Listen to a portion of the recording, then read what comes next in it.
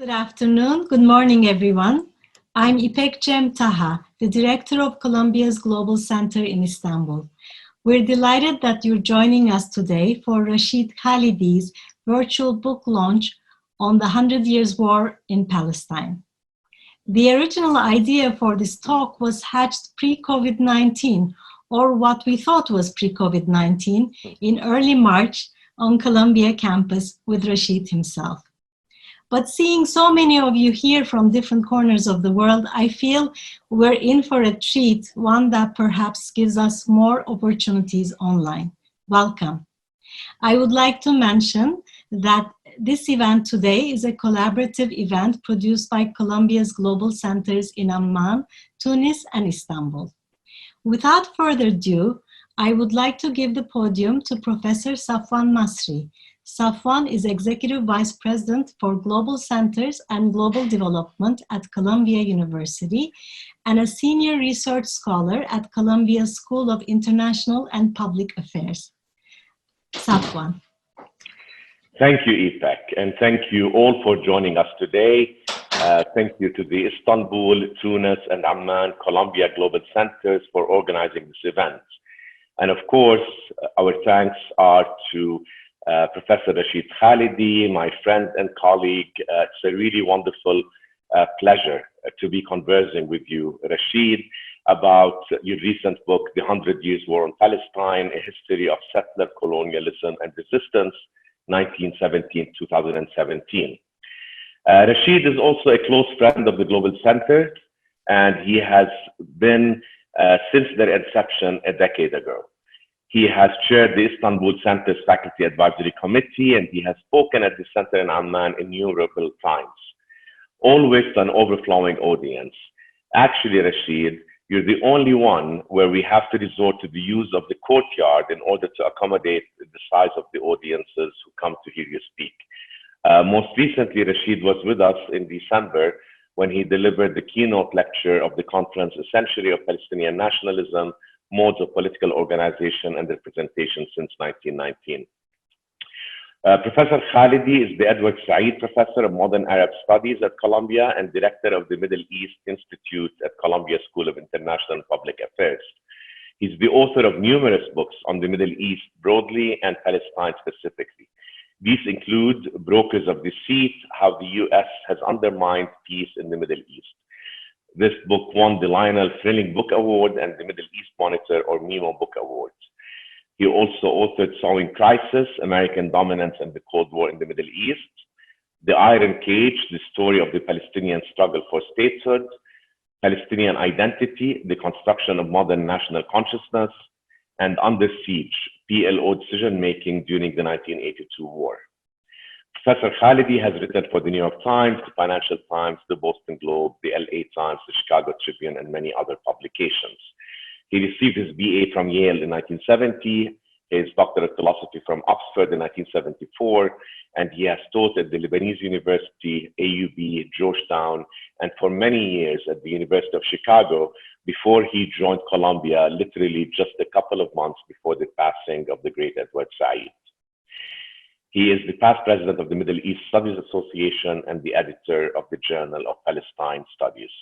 Rashid, welcome. It's really great to see you. Thank you very much, Safwan. It's a pleasure. Thank you. So, Rashid, let me start by asking you, this book strikes me as different than any book that you had written before. It's personal. You speak of the notable and noteworthy history of your family, the Khalidi family. You describe your life in Jerusalem in the early 1990s, where you lived in an apartment belonging to the Khalidi family Waqf in the old city of Jerusalem. You describe the Khalidi Library, founded in 1899 by your great-grandfather, My grandfather. Khalidi. Your grandfather, Haj Raghib Khalidi, thank you. Where you research the papers of his great uncle. That's where the great comes in, I think. Yusuf D. al-Khalidi. Yusuf D. al-Khalidi and his correspondence with Theodore Herzl towards the end of the 19th century. You speak about your father's visit to Emir Abdullah of Transjordan in 1947 on behalf of the Arab Higher Committee. And perhaps most poignantly and painfully, you recount your time with your, at the time, pregnant wife, Muna, and your two daughters during the Israeli invasion and siege of Beirut in 1982. Right. A period that you wrote a book about, but you wrote it from an academic perspective. And I think right. In one of our conversations recently, you said this was sort of a catharsis, to write about it in this in this way. The book, nonetheless, for those who haven't read it, is very research-based. It is academic, but it does have a first-person dimension that's usually excluded from scholarly right. History books. And this, to me, is what I found most fascinating about it, the personal. But there's also another related dimension that makes this book especially appealing, and that it is accessible. So my question to you, Rashid, after this long preamble is, why now? Why did you finally decide to write a book that is both academic and speaks personally to a wider audience? It's a good question, because I had written six previous books, all of them extremely academic, all of them written in the third person, with an attempt at stepping aside from the events being described, even when I was a witness to them or a participant in them. Several reasons that I changed my approach in this book. The first is that my son, Ismail, said to me, enough already with the academic books for a narrow group of specialists. Kifaya, it's enough. You've written, 6, 7, whatever books. Time to write something that first of all is approachable, as you suggested. That is to say, that is intended for a general audience of non-experts. And secondly, it's time to write something that brings in some of your own personal experiences or things that you witnessed, only have access to, and try and do that in a way that will be immediately alive for an ordinary reader. And so he pressed me, and there were other people who pressed me. A couple of cousins of mine were saying the same kind of thing. Time to write a book that's for a general audience. And so I finally did it. It was very, very hard to do it. It meant overcoming the training of many, many decades. I mean, from the time I was an undergraduate or a graduate student, I was taught to write the way I normally write. So this was very, very difficult. And for me, though, as you said, some parts of it were cathartic in the sense that I was finally able to lay out some of the things that I had experienced, whether in Beirut in 1982 or during the negotiations in Madrid and Washington in 1991, 92, 93, or other events that I witnessed. I mean, I mentioned I walked in the Genesi in the funeral cortege of Hassan Kanafani in 1972, and I think that gives a kind of an immediacy to something that for the reader, the assassination of Hassan Kanafani or the siege of Beirut or the negotiations, written in an impersonal way, is flat on the page. But I hope that for ordinary readers, even people who are knowledgeable about the subject, it'll give another dimension to it. And as you say, it is also an academic book. I mean, there are 45 pages of footnotes. I try and substantiate everything I say. There are what I hope are archival discoveries that people will find interesting. So it is both an attempt at a general history and an attempt to insert myself, not so much as an actor, but as a witness of these events. And I think, if I may, you really succeeded wonderfully in doing that. I've enjoyed reading the book so much. And as I expect is the case for many people in our audience, I'm very familiar with the history that you narrated the book, and I, studied it and read it, but yet I found you weaving it together and weaving the personal into it, and the framing and analysis that you provided is really an enjoyable read. So the title that you chose is also something that is, I think, fascinating, right? Both the title and the subtitle. And I'd like to separate the two to the extent that one can for a little bit, and focus for now about the choice of the 100 Years War on Palestine. Why 100 years? And is there perhaps a reference to the 100 Years' War between France and England? There's something, I thought about it a lot, and by saying the 100 Years' War on Palestine makes it discrete, right? I mean, is it 100 years? Is it longer? Is it shorter? Isn't it ongoing? And I guess, will there be another 100 years of it? is another part of the question. Yeah. It's a question that I'm often asked. The main reason, I'll get to the 100 years part in a minute, but the war on Palestine is the framing I wanted to use because of an entirely false narrative that is quite widespread about this being a struggle between two equals, or even a struggle in which the Palestinians and the Arabs are attacking poor little isolated, weak Israel. It's not a struggle between two equals. It has always been an unequal struggle between a much more powerful Zionist movement backed by the greatest power of the age, whether that was Great Britain at the height of its imperial power from 1917 to World War II, or whether that was the United States and the Soviet Union after World War II, or whether that has been the United States ever since. It's always been an extremely unequal struggle, and it has in effect been not a struggle only over Palestine, it's been an attack on the Palestinians. That's not only how the Palestinians see it, I think that legitimately it can be understood in that way.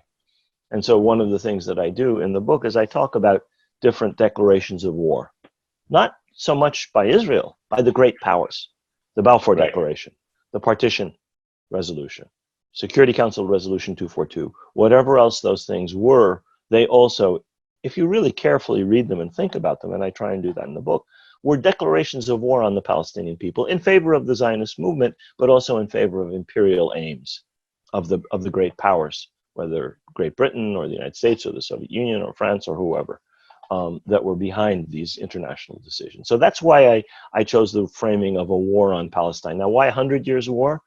Well, to relieve the tedium of only thinking about Palestine in the Middle East, I read other history. And one of the histories I've been reading a lot about is the 100 Years' War between England and France.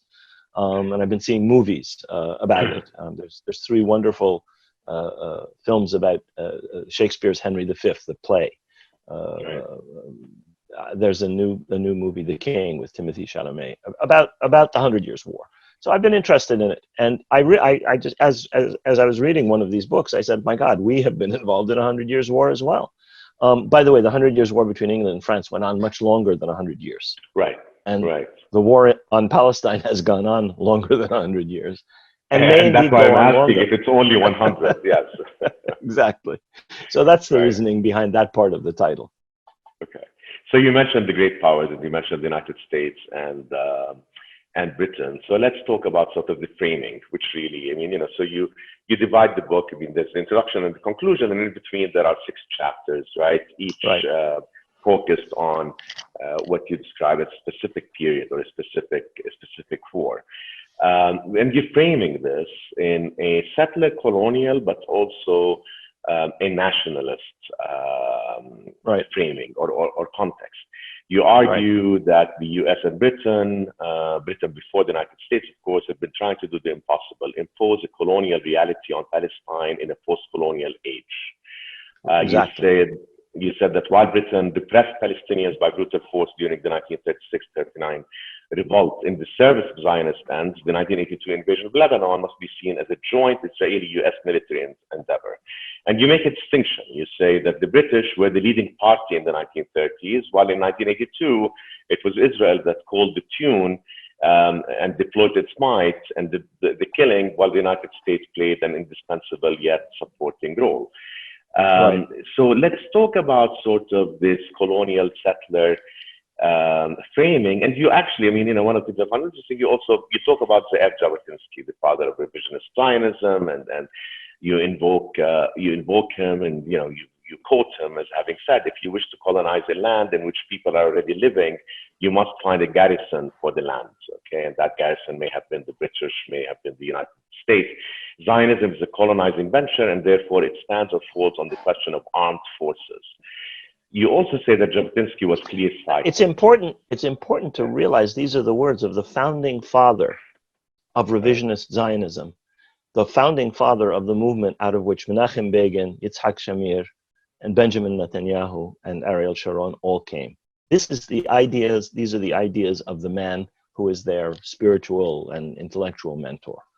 About Zionism as a colonizing movement. So it's not Rashid Khalidi who's coming up with these ideas. It's Zev Jabotinsky. I'm glad you quoted that, actually. Yeah.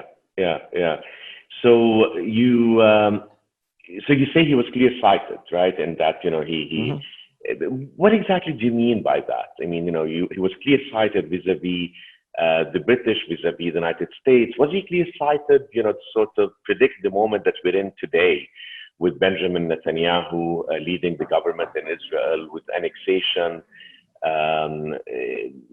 something that is more or less a foregone conclusion, or maybe you don't think it is.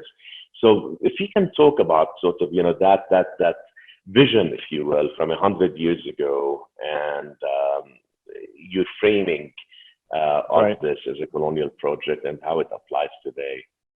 Right. I mean, I adopt the colonial settler framing partly because it's one that applies perfectly to Zionism.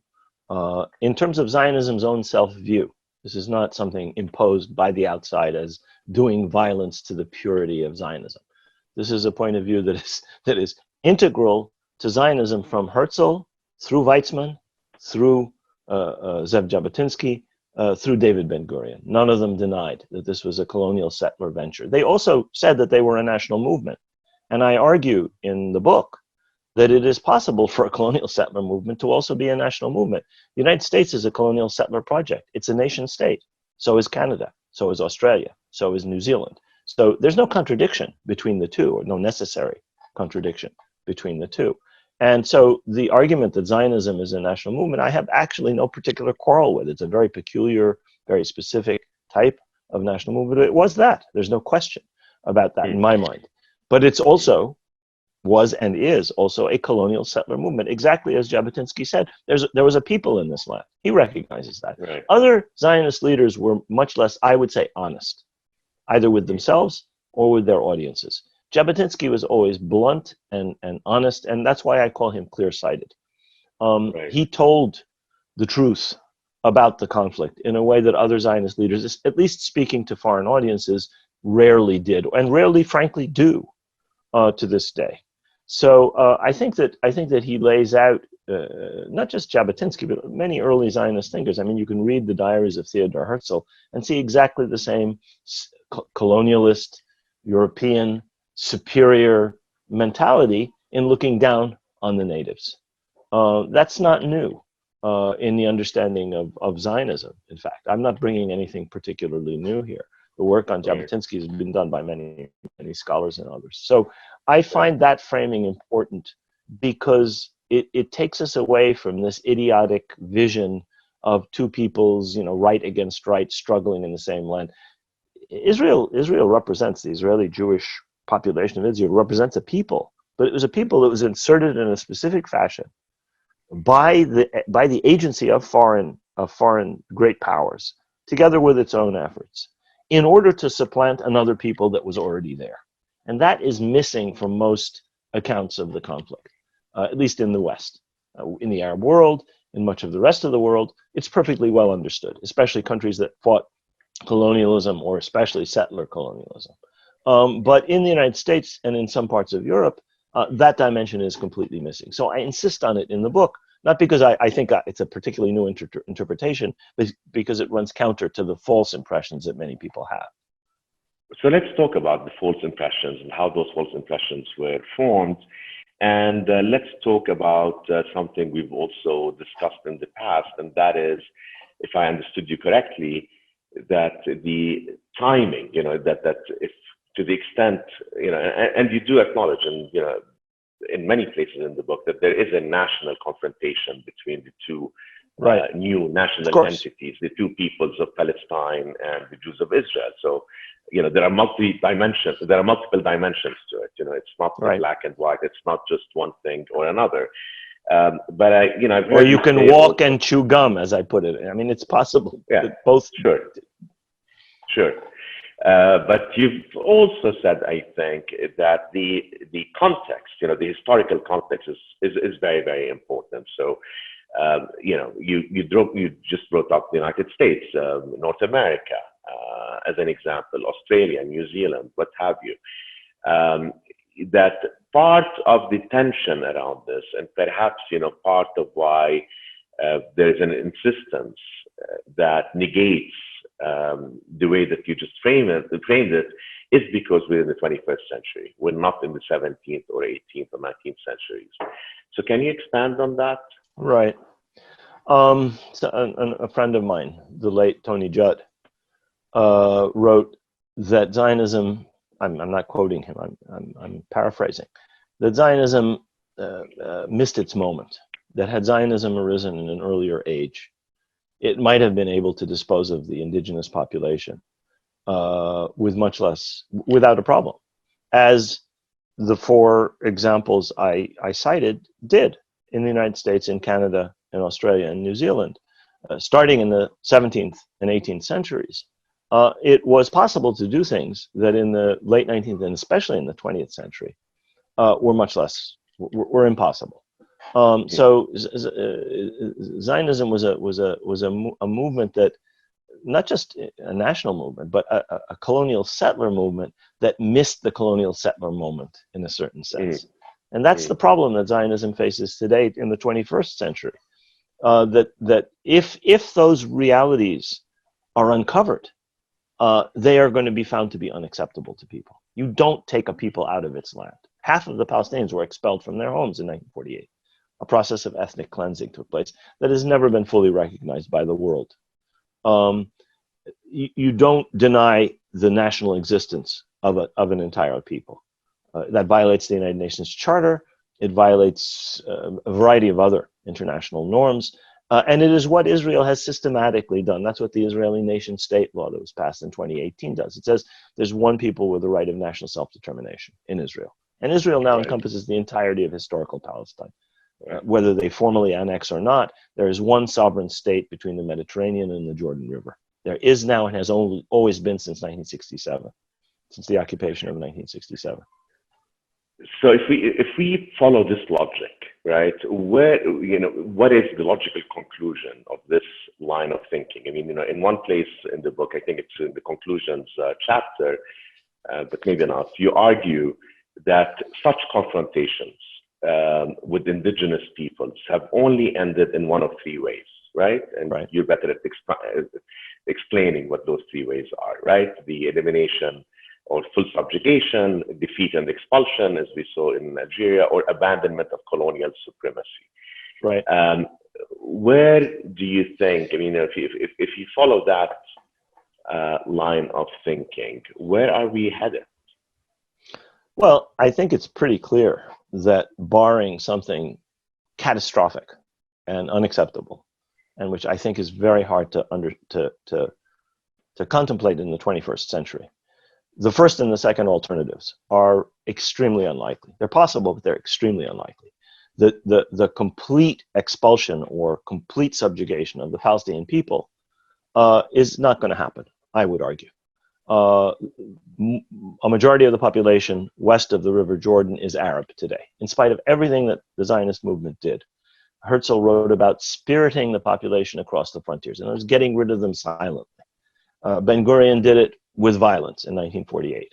But in spite of everything, in spite of measures that are ongoing to this day to reduce the Palestinian population in the territory under Israeli control, limiting residency in Jerusalem, forcing people out, exiling people, whatever. The Arabs constitute, Palestinian Arab population of Israel, Palestine, is more than 50%. So it's inconceivable that that is going to happen, I would argue. It could, but I don't think it's going to happen.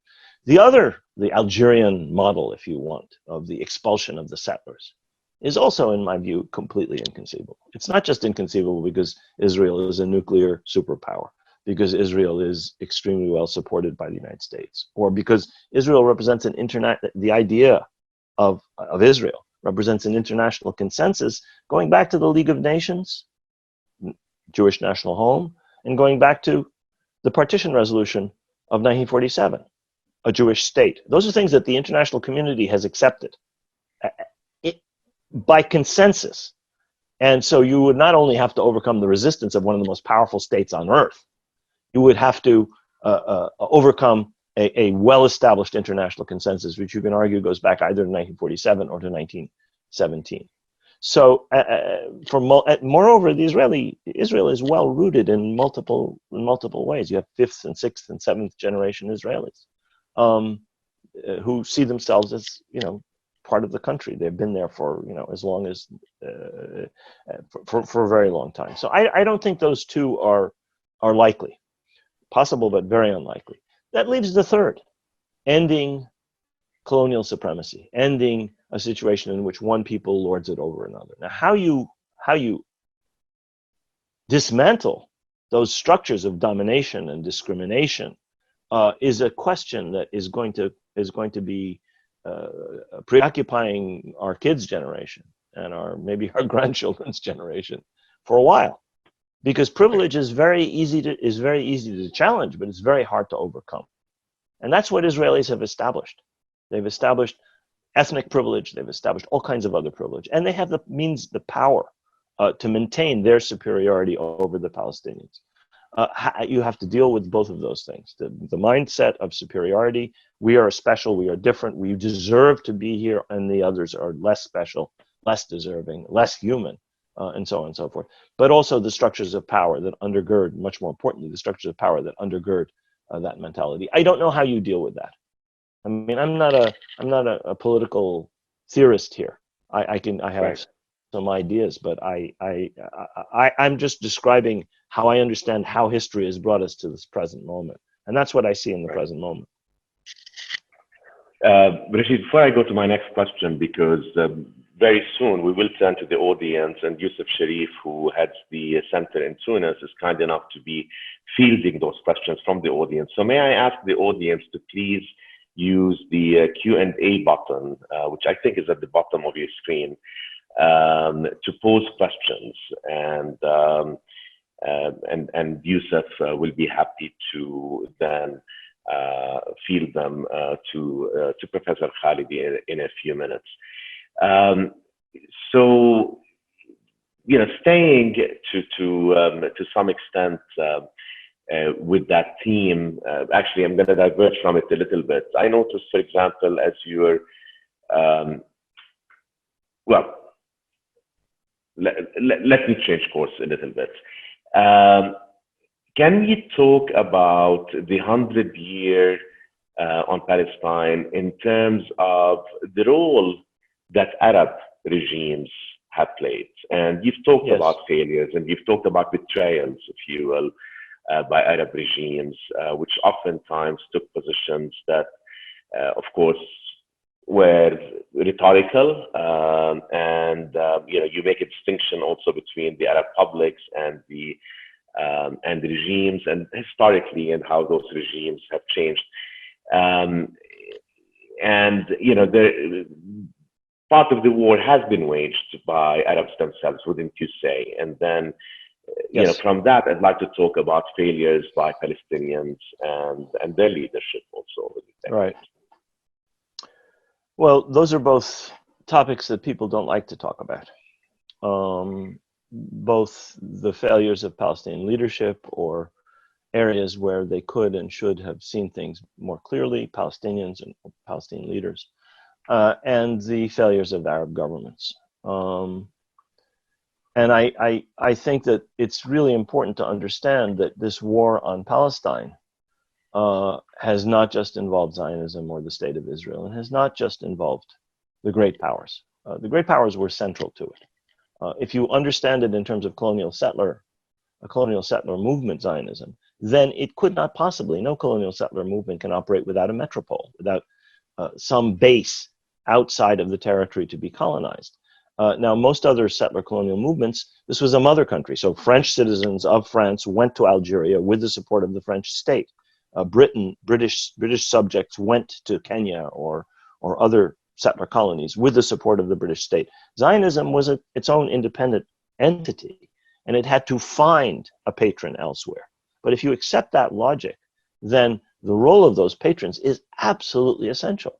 The colonies in North America would not have been established without the redcoats fighting what we call in the United States the French and Indian War, which was part of the 7 Years' War in Europe, destroying the power of Native American confederacies that were allied with France. So the settlers by themselves could not have done it. George Washington starts off as an officer with the British Army fighting against the indigenous population. And that's true in Canada, that's true in Australia, that's true in every other settler colony. So those two are essential. But in our case, in the Palestinian case, you had a third dimension, which was the collaboration or the cooperation or the failures of Arab governments, for reasons that had to do with short-sightedness, for reasons that had to do with narrow national nation-state objectives, for reasons that in each case have to be described separately. But I give examples in the book. For example, at a time when the PLO in Lebanon, and here we have to talk about failures and mistakes, and I'll come to that in a minute. At the time when the PLO in Lebanon was engaged in a life or death struggle with Lebanese nationalist forces, right-wing Lebanese militias, the Syrian army comes in against the PLO at some stage in 1976. Right. At a time when Israeli assassins, murderers, intelligence operatives are killing Palestinian leaders, Ghassan Kanafani, Kamal Adwan, Abu Yusuf Najjar, Kamal Nasser, and so on and so forth. And there's now a huge, voluminous volume about Israeli assassinations, so-called targeted killings of Palestinians, going right back to the beginning. At the same time as Israel was killing the best and the brightest among the Palestinian leadership, the intelligence services of at least 3 Arab countries were doing the same thing. Syria, Libya, and Iraq, through their agents, through their collaborators, some within the Palestinian movement and some outside, were murdering Palestinian leaders or Palestinian ambassadors or Palestinian envoys or leading Palestinian figures. So this is a perfect example of why this war on Palestine was not just Zionism in Israel and whatever imperial patron it depended on at a given moment, but also in many cases Arab regimes. Right. And we can go right up to the present. When you have a situation where the Palestinians are facing, today, the Palestinian people face a crucial juncture, and you have Arab governments having the closest possible relations, intelligence, defense, and otherwise, with Israel, normalizing, in some cases, openly, and in some cases, somewhat surreptitiously, relationships with a power that is systematically just trying to destroy a Palestinian existence, independent Palestinian existence inside Palestine. And this has been going on for a very long time, since the first peace treaties between Egypt and Israel, first peace treaty between Egypt and Israel, 1979, right up to the present. So these are examples of, first of all, a lack of, in my view, a lack of consciousness of many Arab leaders of the importance of the Palestine question, not just to the Palestinians, but to the region as a whole. We talk about how Arab countries have been manipulated by external powers and how external powers have divided and played against Arab leaders and how Arab leaders have sometimes fallen into traps. Well, Israel is doing this. Israel is a great power in the region, like Iran and like Turkey. And the idea that Turkey or Iran is more benign than Israel, or that Israel, heaven forbid, is more benign than Turkey or Iran, it's unfathomable. These people are playing with the destiny of every single Arab country. If you look at the Arab world today, it's a playground for these 3 powers and for the great powers. And the Arab countries, the Arab world, are not subjects in their own, and agents and actors. They're acted upon, they're objects. No Arab country, in my view, has a fully independent policy. And you can talk about Ethiopia, you can talk about Iran or Turkey or Israel. These are independent countries. They have dependencies, they're in various ways, they need external support, or they're involved in commercial or other interactions that make them dependent, but they have their own freedom of action. What Arab country has freedom of action today? None of them, none of them. We've gone from colonization back before World War II to a sort of neo-colonial 21st century, where the Arab world is divided and it's a playground for external powers to achieve their objectives, sell their useless weapons, impose their aims and objectives, force people into doing things that they and all of this is being done, in my view, largely against the will of the peoples. The Arab world, if you look at the world as a whole, has democratized in the last 30 or 40 years in ways that are quite encouraging. Eastern Europe, Southeast Asia, East Asia, Latin America, even Africa, not the Arab world, not the Arab world.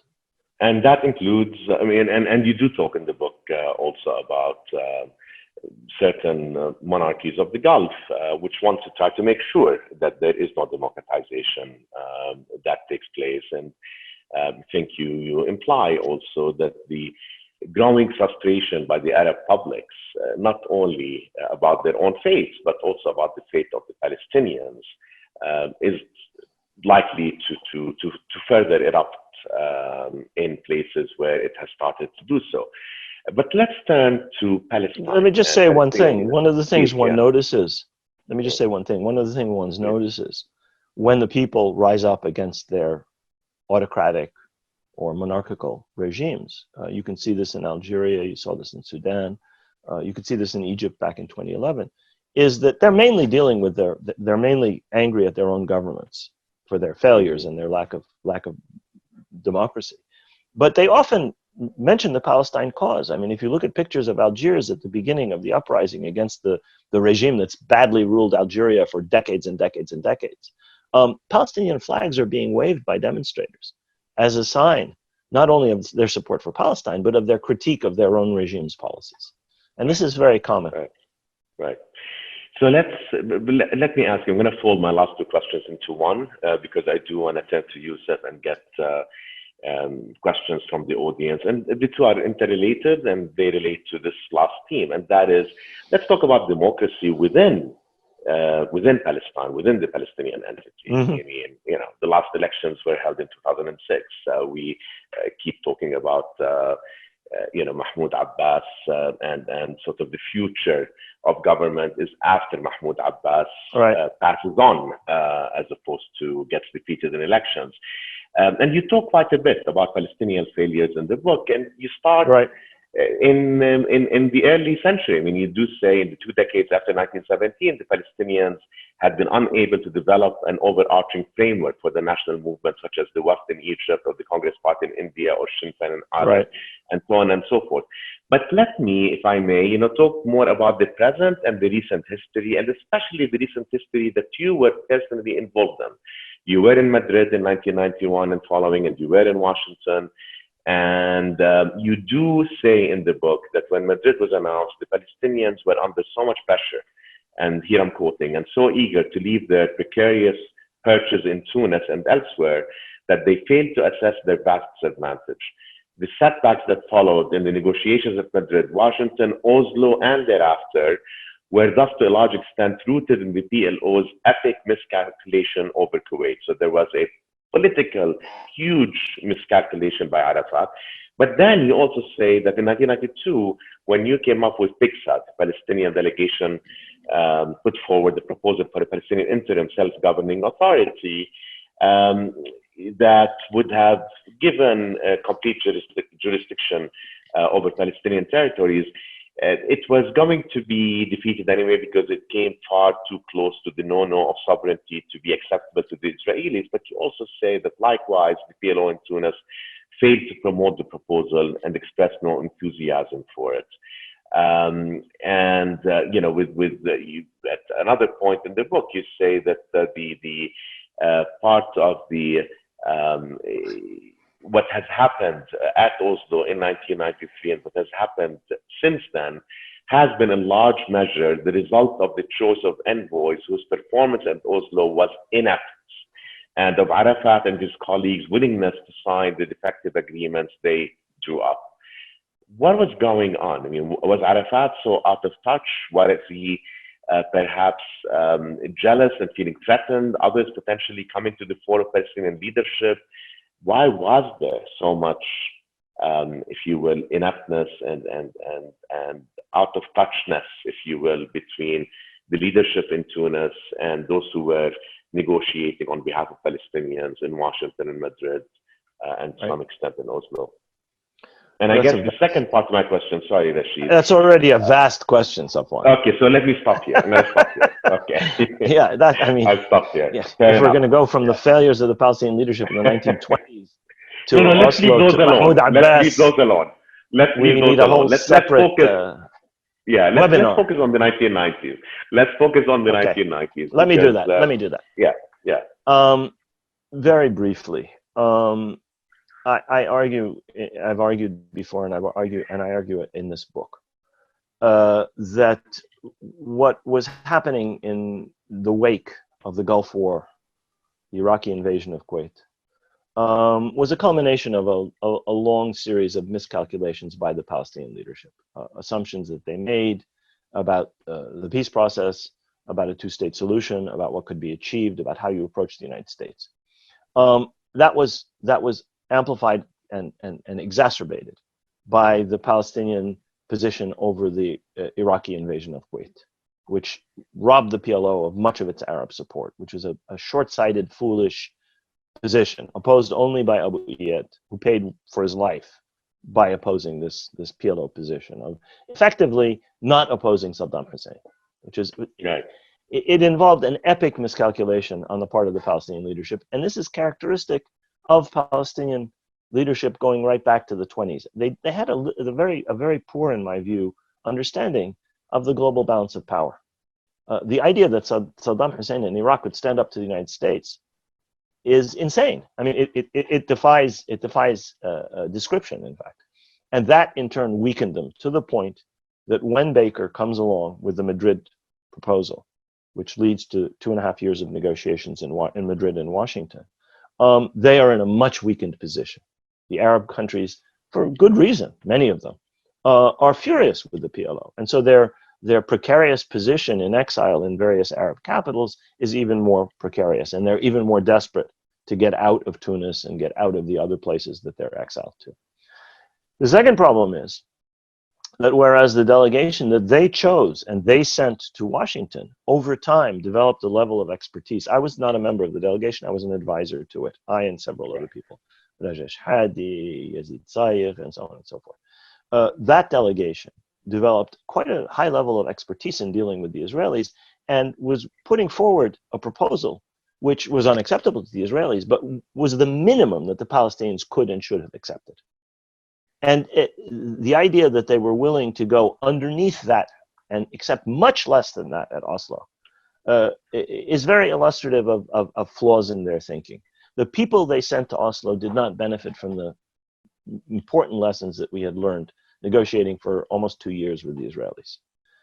None of the people who had that experience were involved in the Oslo negotiations. None of them, not one of them. Right. The level of expertise in terms of legal understanding of legal norms, international legal norms, in terms of understanding of the English language, which is the language in which the negotiations took place, was so minimal that the defects in the agreement were in the Oslo Accords were legion. But most importantly, they didn't understand the ceiling that the United States and Israel had put in. You could only get up to this point. And if you accepted that ceiling, you would never have statehood. You would never have sovereignty. You would never have self-determination, and the colonization of Israel, by Israel of the occupied territories would proceed. That's what Oslo guaranteed: no statehood, no sovereignty, and a continuation of the rapacious colonization of Palestinian land. So this was an enormous failure on the part of the PLO leadership. One of several failures. I talk in the book about some of their successes. I try to be fair-minded. I mean, I think the diplomatic offensive that the PLO launched in the 60s and 70s was enormously successful. So I think that they were capable in some respects, but they had enormous flaws, especially in their strategic vision and especially in their vision of the United States. Right. Rashid, I've just browsed through the questions very quickly, and there are some terrific questions. So I see we have a lot of them, yeah. Yeah, we have a lot of them, and I'd like to give them a chance to be heard and give you a chance to respond to them. So I'll thank you for now, but I'll come back and thank you at the end. I'm going to turn it over to you, Seth, and see what can be done in terms of funneling the questions.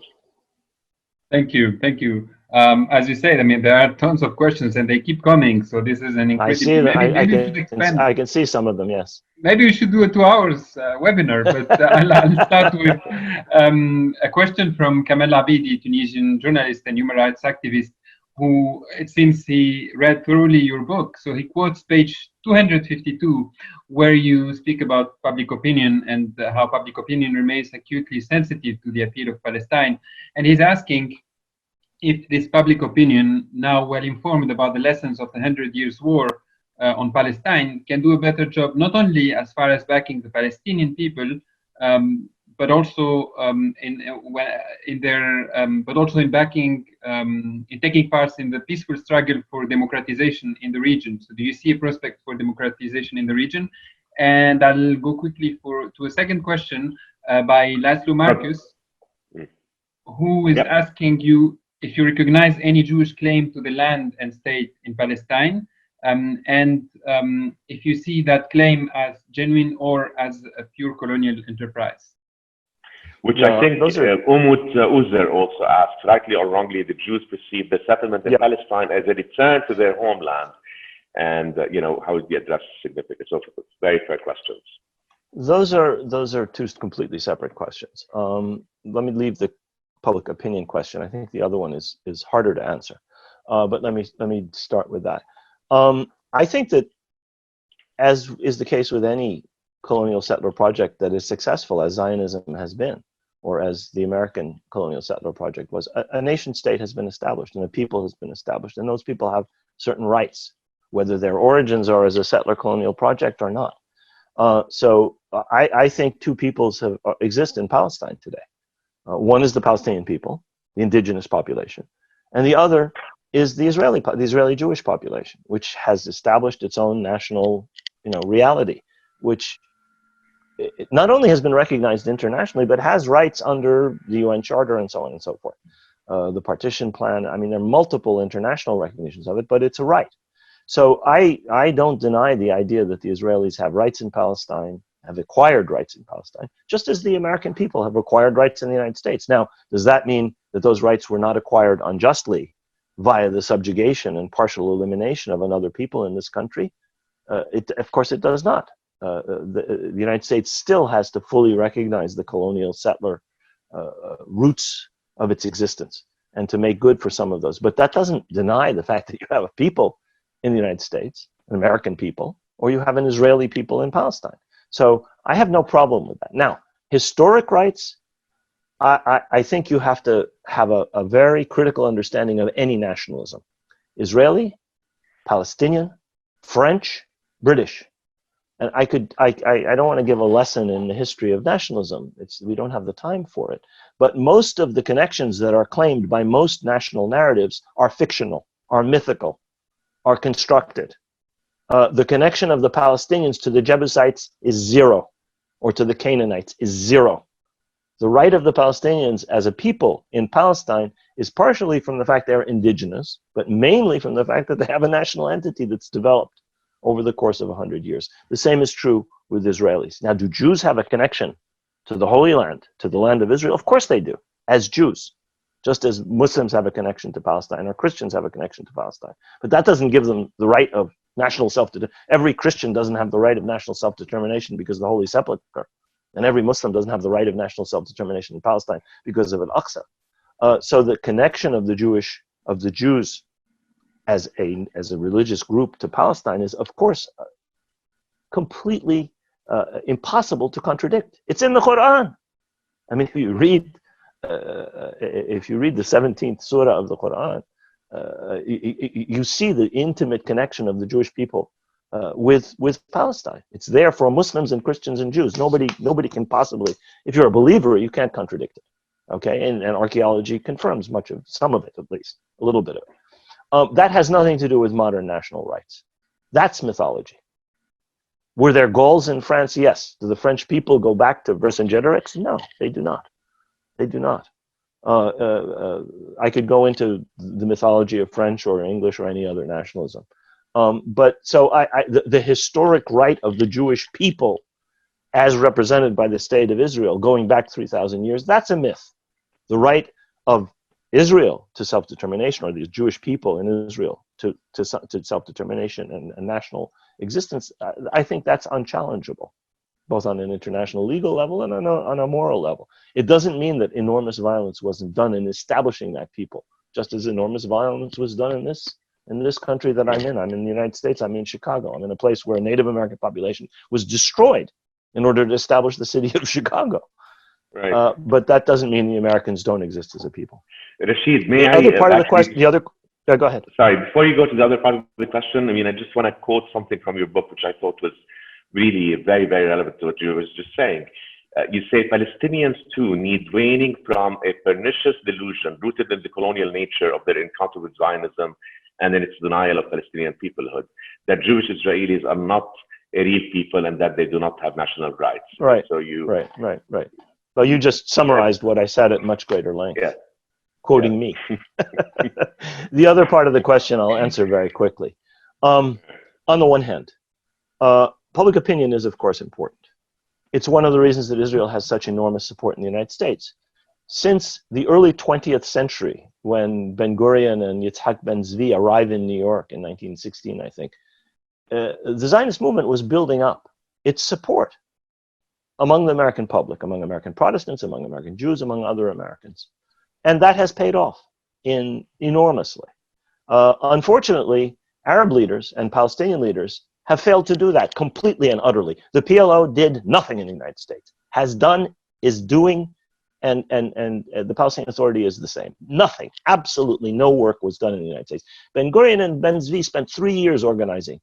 During World War I, 103 years ago, they started, and more. We have yet to start as a national movement dealing with the United States. I recount a couple of my own experiences with Edward Said and Allah Yerhamu and Ibrahim Abu Lughod, Allah Yerhamu and others, trying to convince Yasser Arafat to do certain things in the United States. They paid no attention. And that's true to this day. But civil society, Palestinians in the United States and in Palestine, have done an enormous amount to affect public opinion. And that is very important. I have to say, however, that even in democratic societies, the role of public opinion in foreign policy can often be very limited. Foreign policy elites do as they please unless they come under enormous pressure. So it's going to require a great deal more than just the efforts that have been made so far by whether the BDS movement or student activism, which have been extraordinarily effective, as is witnessed by the efforts made by Zionists in the United States to suppress those efforts. But it's going to require a great deal more. Maybe I can add 2 questions here that are related to the current political situation in the region, but they have a historic connotation. One is about the role of the Ottoman Empire in supporting the establishment of Israel. So that the question is, what is the role of the Ottoman Empire in helping the establishment of Israel or in facilitating that? And the other is about the Arab leaders and the current Arab leaders, why they are seen to act, why are they acting against Palestine interests, and how the interests of the Palestinians diverge from the interests of the Arab populations or from the Arab leaders. Right. Well, the Arab leaders, most of them don't represent their peoples. When you have an absolute monarchy, which claims, divine right and the sanction of the Quran, they don't depend on their people's views. They impose their views. And that's true with several Arab countries. When you have a military dictatorship, the Algerian model, the Egyptian model, they don't depend on popular sovereignty. They're not representative governments. They represent a narrow, tiny elite, as do the absolute monarchies. You look at Arab public opinion is supportive of Palestine. Arab governments, as a general rule, are not. Or if they are, they're only verbally supportive. Why do they do this? Partly because they are weak and dependent. Partly because they are deeply dependent on the United States. Some of these governments have, since World War II, have depended for their internal and external security on the United States. Gulf governments, for example, some of them. They can't turn against the United States. And the United States has been deeply committed to Zionism, really since Wilson, but absolutely since Truman. And so that explains governments, including some Arab democratic governments, which of which there are very few. You have one in Tunis, there's one in Lebanon, there's one in Kuwait, where public opinion and political parties and a free press actually operate. Even there, it's possible for governments to ignore public opinion, as it does in the United States or the United Kingdom. I mean, that's a characteristic of democracy. Doesn't mean the people rule. The government that is elected rules, and it often does things that are against the wishes or even the interests of its own peoples. As far as the Ottoman Empire, I get this question all the time. Sultan Abdul Hamid, and later on the constitutional government that followed the 1908 revolution, were very much influenced both by Theodor Herzl and leaders of the Zionist movement, and also by Zionists, members of the Ottoman parliament or others who were supportive of Zionism, Ottoman subjects, Ottoman Jewish subjects. But I think it has to be recognized that certainly Abdul Hamid, for all of his flaws, of which there were many, and Ottoman leaders generally, including the leaders in the constitutional period, were not supportive of the creation of another minority entity within the Ottoman Empire, given the problems that the Ottoman Empire had with externally supported minorities. This was how the leaders of the Ottoman state, not just Abdul Hamid, through the constitutional period and the Committee of Union and Progress, Ittihad wa Taraqi, the Jamal Anwar Talat triumvirate, saw things. So while they were susceptible to the appeals of Zionists, and through a variety of means, Zionism, the Zionist movement, I should say, managed to contravene Ottoman laws at different times. This is mainly through manipulation and local influence, rather than a decision by the Ottoman government, yes, we want to establish a Jewish national home in Palestine. That really was never acceptable to most Ottoman leaders, because they understood they already had these minority issues where concentrated minorities in a region had claims to autonomy or claims, in some cases, to independence. And this was seen as an enormous problem for the Ottoman Empire. The last thing they were going to do is create another problem of this sort. Though, as I've said, in many cases, the Zionist movement was able to get around Ottoman laws with the connivance of Ottoman officials. Should we add a few questions, or? I'm game. Yeah, I mean, we usually don't like to go over, but I think there are so many questions and there's so many good ones. Youssef, while you look for the next question, I'm going to take advantage of my prerogative as chair. And there's Valerie Berman asks two questions, actually. I'm going to try to pin together. And I guess one is historic.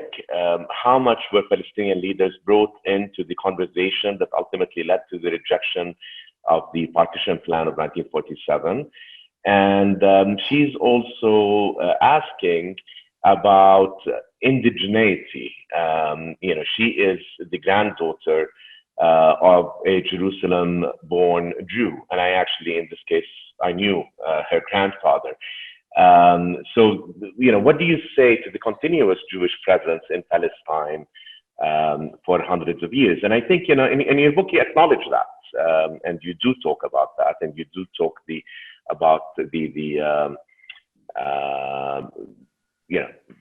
presence. But why don't you, what would you say to that here? Yeah. Most of the Israeli Jewish population is not indigenous to Palestine. Most of the Israeli Jewish population of Palestine immigrated to Palestine in the last 100 years. Most of them from Europe, and a very large part of them from the Arab countries. It's also true that some Palestinians are descended from people who immigrated to Palestine, but unlike the Palestinians, most of whom are rooted for hundreds, and in some cases thousands of years in Palestine, most of the Israeli Jewish population is not, quote unquote, indigenous, in the sense that they came much more recently.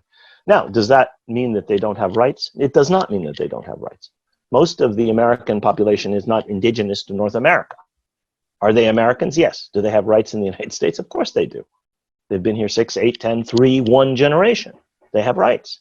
And that's true of Israeli Jews. Now, there are some Israeli Jews who are descended from people who have been there for 800, 600, whatever, a very long period of time, and who are indigenous. So there was an indigenous Jewish population in Palestine. Does that give the Jewish people national rights in Palestine? Of course not. Of course not. That was a religious connection, and that is a kind of indigeneity. But that's not true of most Israeli Jews. You know, Ben Gurion came from Plonsk. Is he indigenous to Palestine? No. He was the most important figure in establishing the State of Israel. The State of Israel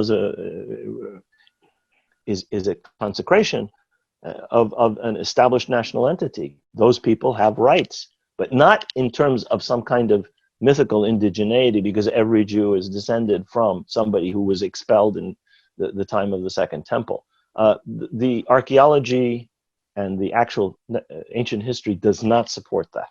It does not support that. It does not support the idea of everybody who claims to be Jewish today is descended from somebody who was expelled 2,000 years ago. And that's not the point, because that's not a basis for self-determination and national rights, as I understand them, and as most scholars understand them. People are created, the Turkish people are created in the 20th century as a result of political processes. The Palestinian people and the Israeli people are similarly created. Now, do they have a myth? Of course they have a myth. Is the myth true? No, it is not true. In almost every case, there are elements of truth in it. You take a real Jewish connection to Palestine, a religious connection to Palestine, and you transform it into a national myth. But that doesn't make it true. The elements of it that are true. So I find people making this argument understandably confused, because the religious connection is a legitimate one. It's accepted in not only in Judaism, it's accepted in Islam and in Christianity. I mean, when you say Subhanalladhi asra bi'abdihi laylan masjid al-aqsa ila al-masjid min al-masjid haram ila al-maqsad alladhi barakna hawlahu. I mean, think about the 7th century. What is being said here? That this was a holy land before. Holy to whom? Well, you then read the rest of that surah. You talk about the destruction of the temples. So the connection of the Jewish people to Palestine, the Jews as a religious group to Palestine, is consecrated not just in Judaism and Christianity, but in Islam.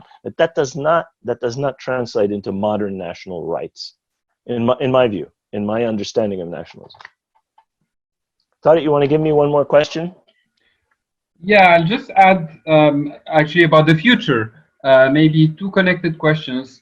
One is about the use of violence, and for Yusr Salah, who is obviously Palestinian, she's asking, because talking with Zionists is not working, how can we convince the world of our rights to make to use weapons in the future? And the second, which is a little bit connected, and it's about the future, because so this is Ioannis Grigoriadis, who is asking, because of the loss of the weight of the Middle East in geopolitics in the future, how would this affect the war on Palestine? The fact that the Middle East won't be relevant as before in geopolitics.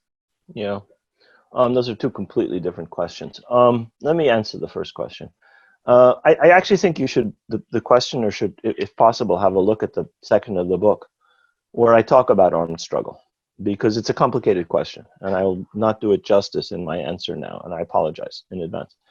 I think that the right of any colonized people, any people under occupation, to take up arms is accepted in international law and morality and so on and so forth. So I don't think that question in and of itself is a particularly controversial one. That use of arms, in my view and in the view of most people, should be subject to international law, which means it should not violate international law in targeting civilians or other kinds of indiscriminate violence, which I think legitimately can be called terrorism. There's such a thing, of course, as state terrorism, where civilian populations are subject to bombardment, as happened in World War II, and as Israel systematically does in the Gaza Strip, for example. That's terrorism too.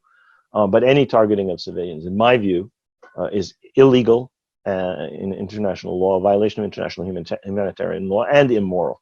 And here's my point: politically stupid.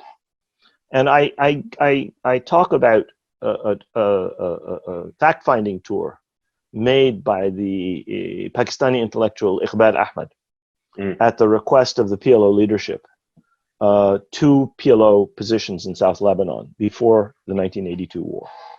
Iqbal Ahmed had been involved in the Front de Libération Nationale, the Algerian National Liberation Front.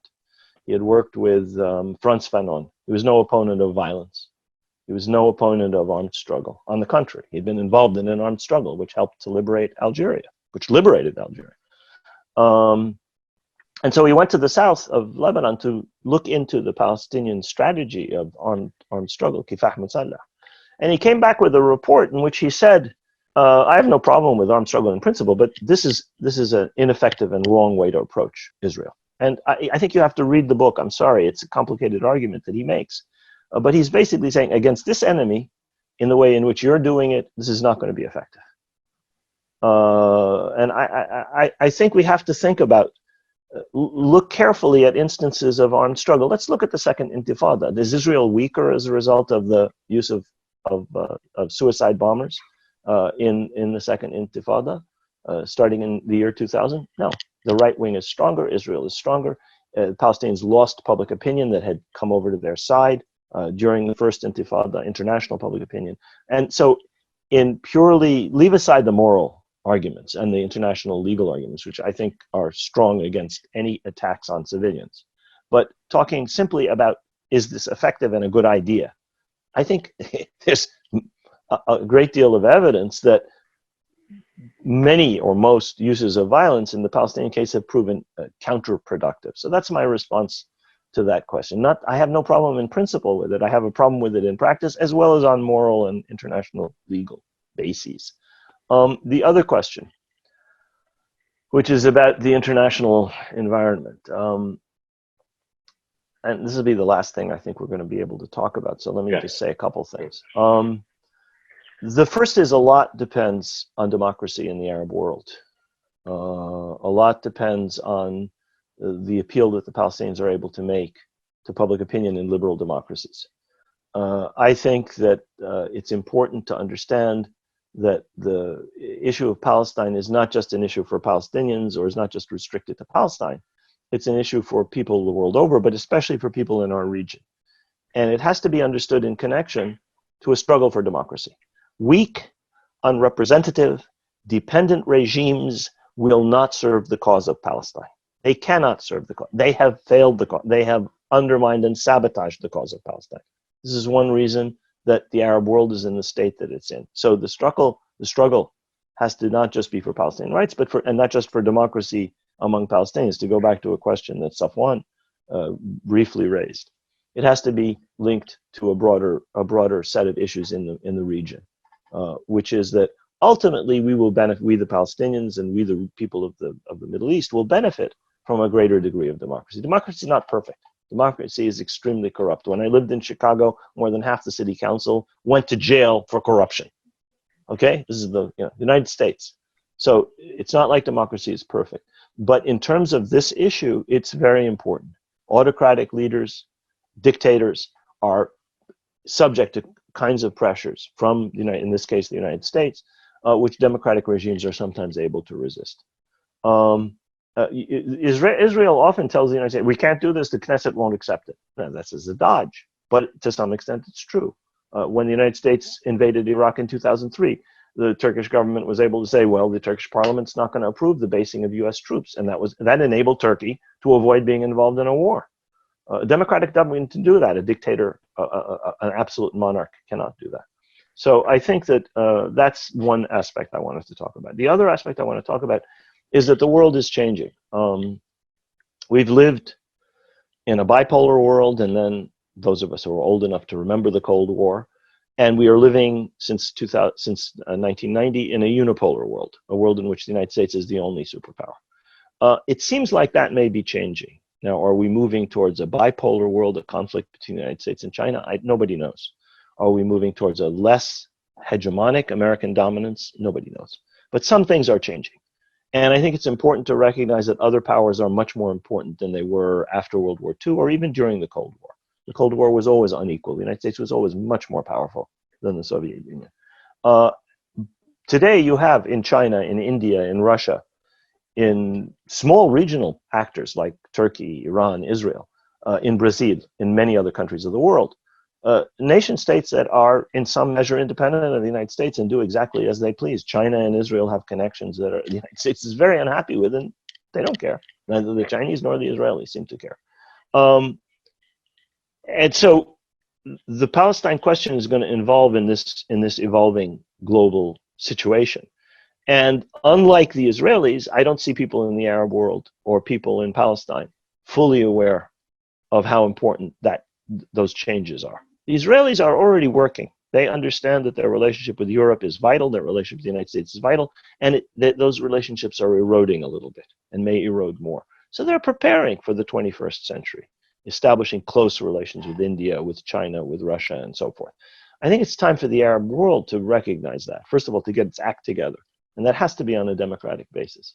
Kings and dictators will only operate in the narrow self-interest of the kleptocratic elites that they represent. They will never, cannot ever represent their people or their people's interests. That's our problem in the Arab world. And however bad the governments of the three countries I've mentioned, Iran, Turkey, and Israel are, and they're not terribly good governments in many respects, they're more democratic than most Arab countries.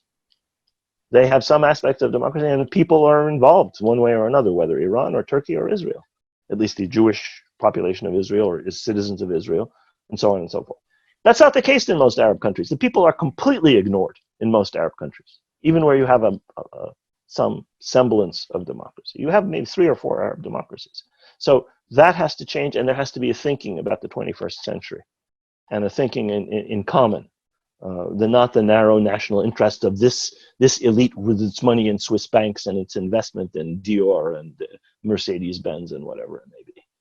And buying $50 million apartments on 57th Street in Manhattan. You have to have people thinking of the interests of the peoples, democratic governments, and you have to have Palestinian leadership, which is not, or Palestinian, we have two unrepresentative Palestinian leaderships, one in Ramallah, one in Ghazi, which, as Safwan said, the last election was 2006. What's the legitimacy of either? So you have to have a Palestinian leadership that's unified. You have to have Palestinian some clear thinking about what strategy to adopt. I have no idea what the strategy should be. I know we don't have one, and we can't make progress without one. That is clear. And you cannot be divided. If you're weaker, the weaker party, and be divided, obviously the stronger party is going to walk all over you. So these are kind of the basic things that I think are absolutely necessary. I say some of these things at the end of the book. And thank you very much for both of you for your questions, and to the audience for their questions. I'm sorry we couldn't answer more of them. I know, and maybe I will ask the Amman team that's managing this to copy all the questions and at least share them with you, because I think some of them were really good. And I'm sorry that we're out of time. This could have been a lot longer. Maybe we'll bring you back, Rashid, to the virtual meeting world. And I do want to thank Youssef and Ipek and Amman, Hania, and the team for really all the great work that you've done helping put this together. And I want to thank you, Rashid. I want to thank you for a book that really advances the discourse and really gives some very interesting windows into perspectives on a subject that's very important to many of us around the world. And whether people agree with all the perspectives or not is even more reason actually for consuming intelligent sort of analyses.